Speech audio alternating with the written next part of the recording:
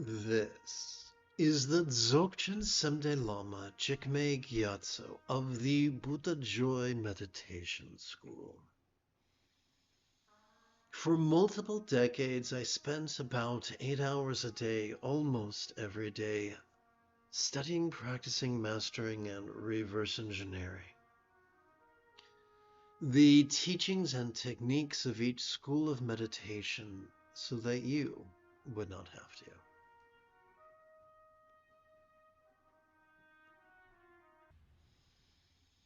It is Rey Skywalker Sunday evening. Come, let us meditate like a Jedi after reviewing PTSD and Strolling meditation.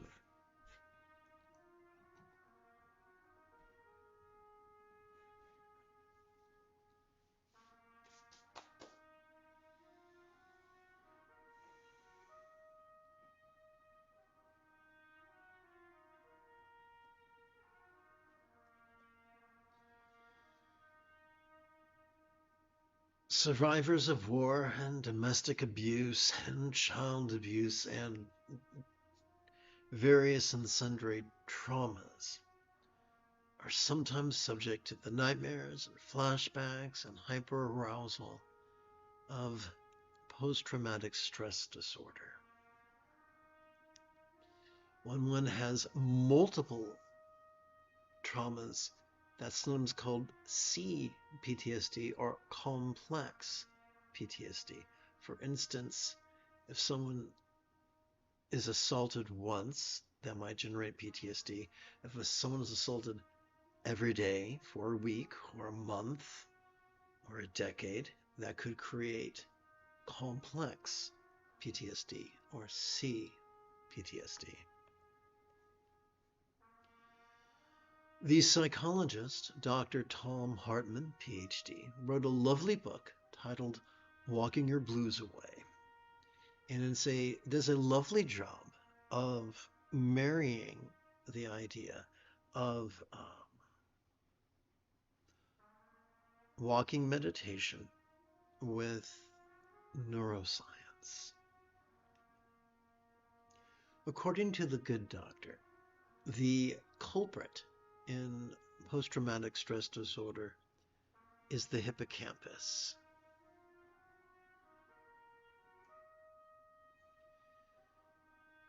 Ideally, memories occur, our experiences are stored in long-term, our experiences retire to long-term storage in our hippocampus. When that happens, our experiences are filed as memories. Sometimes pleasant, sometimes troubling, but memories nonetheless. However, sometimes our hippocampus behaves like a doorman who's not going to let you in Studio 54. They're not going to let you in the club. They don't think you are pretty enough. They don't think you're a celebrity. They don't think you have the cash to slip them a scene out. You're not on the, what's it called? You're not on the guest list, and you're not getting in. When that happens, an experience is not considered a memory. It's considered the here and now, regardless of whether our intellect understands that it happened a week ago or a month ago or a decade ago. Our viscera are experiencing it as the present moment. That is not a software problem. That's a hardware problem. And so the idea of relaxed, strolling meditation is that it kind of massages the hippocampus into compliance. So we want to avoid two destructive extremes. We don't want to do speed walking, and we don't want to be one of those idiots who concentrates on their feet and is taking little teeny tiny mincing steps thinking it makes them the next Buddha. It doesn't. How then should we walk? Let's begin with let's begin with how shall we walk? Simple. We walk with swinging legs and swinging arms. As our left leg swings forward, our left arm swings back. As our right leg stretches back, our right arm swings forward. Just a very easy, relaxed thing. This is asymmetric. And this asymmetric stimulation has an effect of massaging or coaxing our hippocampus into compliance. If we're having an episode, a PTSD episode, and we are experiencing great turmoil, it's probably a very bad idea to cross the street. Therefore, when you are in turmoil, I recommend simply walking around the block. You may do so for 20 minutes, 40 minutes, or 60 minutes. If you do so, following the instructions I'm about to give you, although it will not rewrite your past, it will help you to make peace with it, not intellectually, but viscerally. You will still recognize injustice and cruelty, but it will feel like a memory and not like it's happening now. It'll feel like a bad memory and not a present moment trauma. Not everybody feels safe walking around their block. Maybe it's where we live, maybe it's the time of day, maybe it's the weather, maybe it's just the effect of trauma. We can still practice walking meditation on an actual treadmill inside our house, where the only danger we will face is being judged by the cat.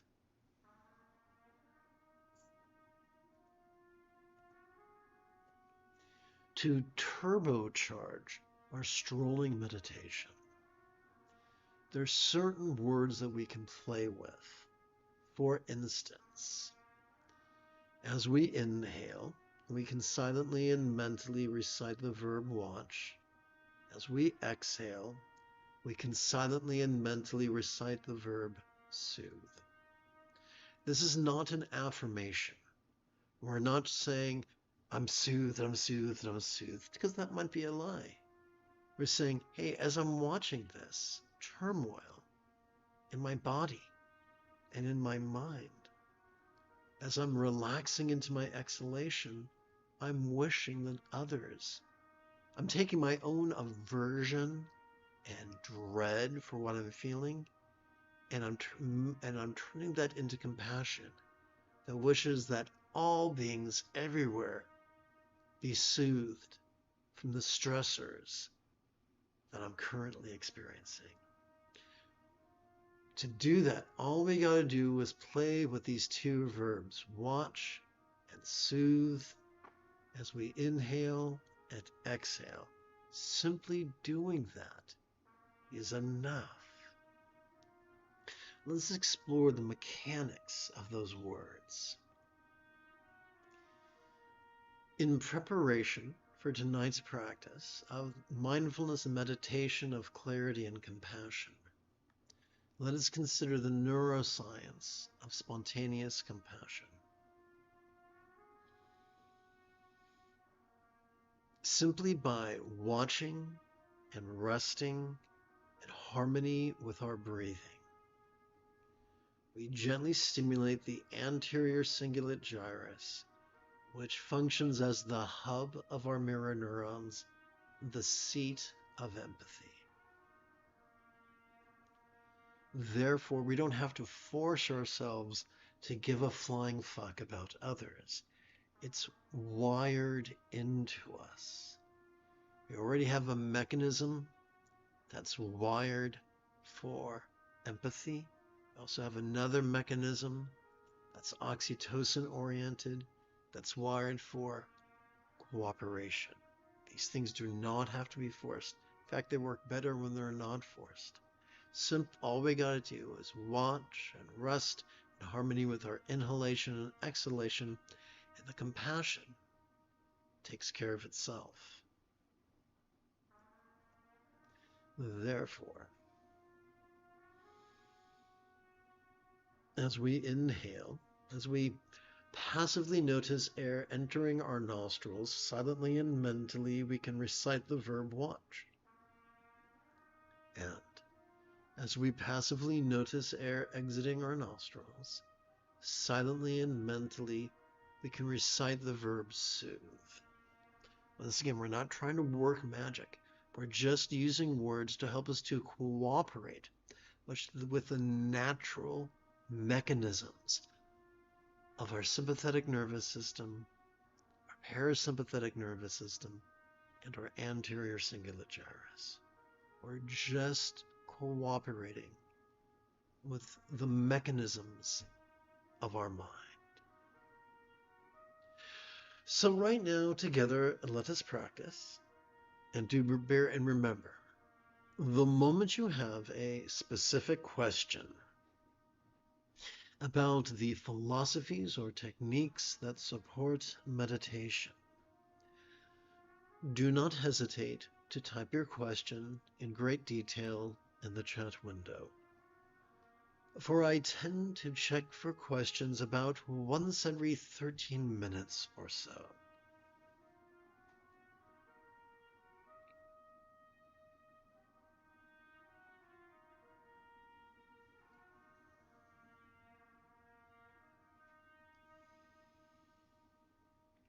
All right, here we go.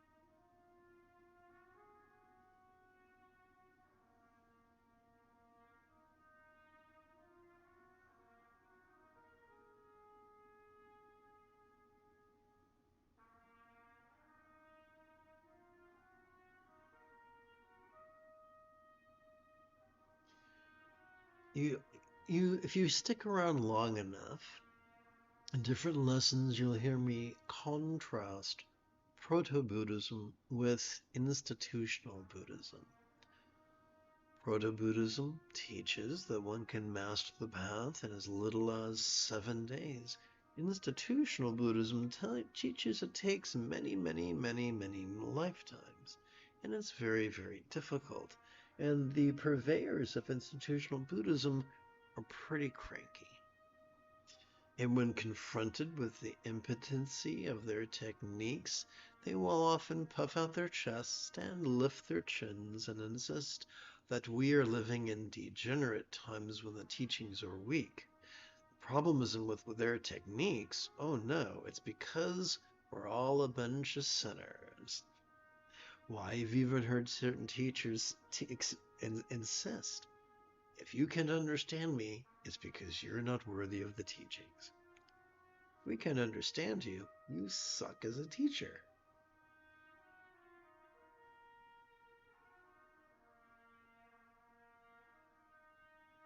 So these teachings are designed to work subtly and powerfully and easily and quickly.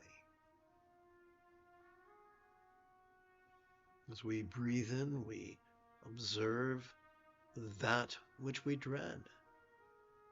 We spontaneously notice the circumstances and the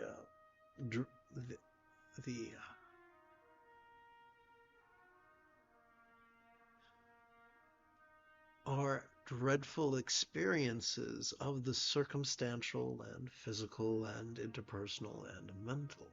And as we breathe out, that self-centered dread is turned into universal compassion. Effortlessly, simply through the power of relaxing into our exhalation. Not because we're spiritual giants, just because that is how we are wired.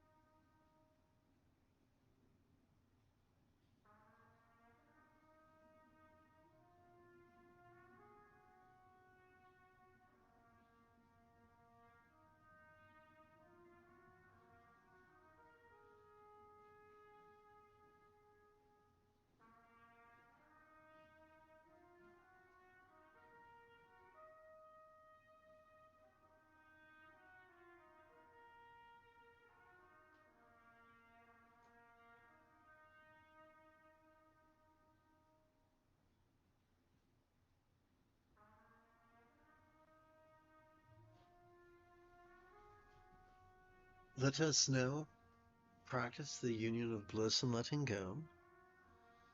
As we breathe in, as we passively notice our chest swelling with inhalation, let us silently and mentally recite the verb feel. As we passively notice our chest subtly sink, as gently we exhale, let us silently and mentally recite the verb rest.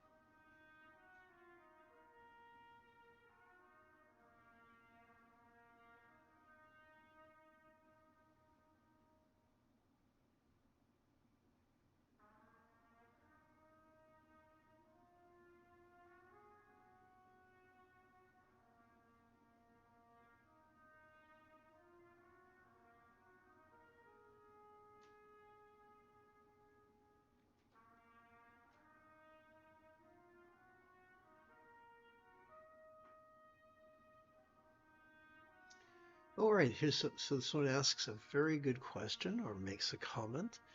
So I'm going to tap button 8.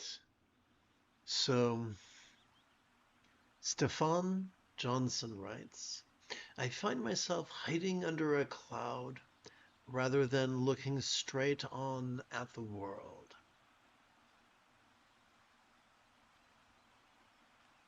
If you could give me a specific example, pretend I'm a drooling idiot. Give me a specific example, and I might be able to help you even more.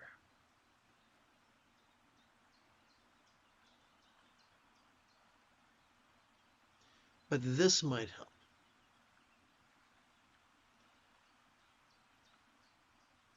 Our job is not to actively concentrate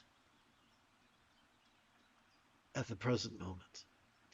The only part of our brain that can actively concentrate is our medial prefrontal cortex. When we overwork that region of our brain, it triggers our amygdala, the bottom of our brain, which is the seat of both anxiety and aggression. Instead of doing that, instead of practicing concentration, we practice mindfulness. So, which in other words, we notice whatever comes up, vulnerably, passively, viscerally, randomly, and fleetingly. So, if in the present moment we notice where we're at, that's great. If in the present moment we have a fantasy, that's great. Remembering something or fantasizing about something spontaneously is still the present moment. There is this myth that we must rigidly focus on a very narrow definition of here and now. But that's a trap. That does more harm than good. And instead we passively notice whatever comes up, whether it's interesting or boring, glorious or grotesque, pleasurable or painful, physical or mental, internal or external. Whatever comes up, we simply slather the label feel, and then as we exhale, we recite the verb rest. We play with those verbs, feel and rest, in harmony with our breathing. And we remember that our autonomic nervous system is already wired to do these things. If that is the case, why then do we sit cross-legged on a folded blanket and meditate? We do so to align our intention with our autonomic nervous system, to take a relaxing break from the exhausting habit of actively competing against our own Buddha nature, and instead spend a few minutes every 12 hours or so passively cooperating with it. I hope that helps.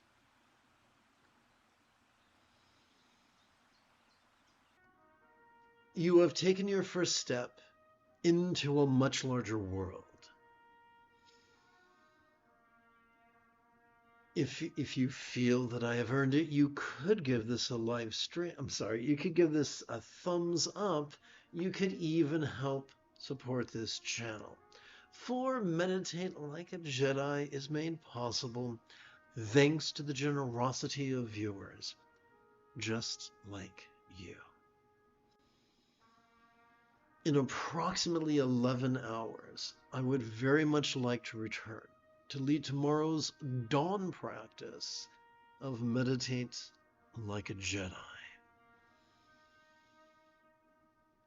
And if you are as geeky as me, may the Force be with you always.